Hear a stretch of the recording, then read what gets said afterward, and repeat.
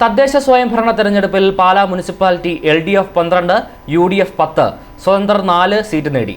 കഴിഞ്ഞ 5 വർഷമായി LDF ഭരിച്ചിരുന്ന നഗരസഭ ഇത്തവണ സ്വതന്ത്രരുടെ പിന്തുണയോടെ UDF ഭരിക്കുമെന്നാണ് നിഗമനം. നഗരസഭയിൽ ഭരണം പിടിച്ചെടുക്കാൻ മാത്രം നിലപാടുകൾ മാറ്റുകയില്ലെന്ന് ജോസ് കെ മാണി മാധ്യമങ്ങളോട് പ്രതികരിച്ചിരുന്നു. രാവിലെ മുതൽ LDF നേതൃത്വം പഞ്ചായത്തുകളിലും മുനിസിപ്പാലിറ്റിയിലും വിജയപ്രതീക്ഷയിലായിരുന്നു. മുൻ ചെയർമാൻമാരായ ദമ്പതികൾ, നഗരസഭയിലെ 1ഉം 2ഉം വാർഡുകളിൽ മത്സരിച്ച കേരള കോൺഗ്രസ് M സ്ഥാനാർത്ഥികളും മുൻ ചെയർമാൻമാരുമായ തുരുത്തൻ ദമ്പതികൾക്ക് വീണ്ടും വിജയം. ഭർത്താവ് ഷാജു തുരുത്തൻ 2ാം വാർഡ് മുണ്ടുപാലത്ത് നിന്നും ഭാര്യ ബെറ്റി 1ാം വാർഡ് പരമലക്കുന്നിൽ നിന്നുമാണ് വിജയിച്ചത്. കേരള കോൺഗ്രസ് എമ്മിന്റെ പ്രധാന കോട്ടയായിരുന്ന കരൂർ, കടനാട്, കിടങ്ങൂർ ഗ്രാമപഞ്ചായത്തുകളിൽ ഭരണം നഷ്ടമായി. മാണി സി കാപ്പൻ MLAയുടെ പാർട്ടിയായ KDPയുടെ 9 പേര് വിജയിച്ചു. രാവിലെ 7 മണി മുതൽ തന്നെ വോട്ടെണ്ണൽ നടപടിക്രമങ്ങൾ ആരംഭിച്ചു. പാലായിൽ മുനിസിപ്പാലിറ്റിയുടെ വോട്ടുകൾ മുനിസിപ്പാലിറ്റിയിൽ തന്നെയാണ് എണ്ണിയത്. പഞ്ചായത്തുകളുടെ വോട്ടുകൾ കാർമൽ പബ്ലിക് സ്കൂളിലാണ് എണ്ണിയത്.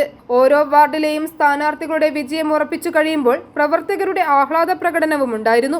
വിജയമുറപ്പിച്ച സ്ഥാനാർത്ഥികളും വിജയപ്രതീക്ഷയില്ലാത്ത സ്ഥാനാർത്ഥികളും കൗണ്ടിംഗ് സ്റ്റേഷന്റെ പരിസരത്തുണ്ടായിരുന്നു. കോട്ടയം ജില്ലയിൽ UDF തരംഗമാണ് സൃഷ്ടിച്ചിരിക്കുന്നത്. BJPയുടെ കയ്യിലിരുന്ന മുത്തോലി പഞ്ചായത്ത് നഷ്ടമായെങ്കിലും കിടങ്ങൂർ പഞ്ചായത്ത് നേടിയെടുത്തു. കൊഴുവനാൽ പഞ്ചായത്തിൽ 3 BJP സ്ഥാനാർത്ഥികൾ വിജയിച്ചു. മുത്തോലി 2, രാമപുരം 2, മീനച്ചിൽ 2, ഭരണങ്ങാനം 3 BJP സ്ഥാനാർത്ഥികൾ വിജയിച്ചു. പല സ്ഥലങ്ങളിലും BJP നിർണായക ശക്തിയായി നിൽക്കുന്നുണ്ട്. മുനിസിപ്പാലിറ്റിയിലെ വിജയത്തിന് ശേഷം UDF റോഡിലിറങ്ങി ആഹ്ലാദ പ്രകടനം നടത്തി. മുനിസിപ്പാലിറ്റിയിൽ സ്വതന്ത്ര സ്ഥാനാർത്ഥികളായി മത്സരിച്ച ബിനു പുളിക്കക്കണ്ടം, മകൾ ദിയ ബിനു, ബിജു പുളിക്കക്കണ്ടം, മായ രാഹുൽ എന്നിവരും വിജയിച്ചു.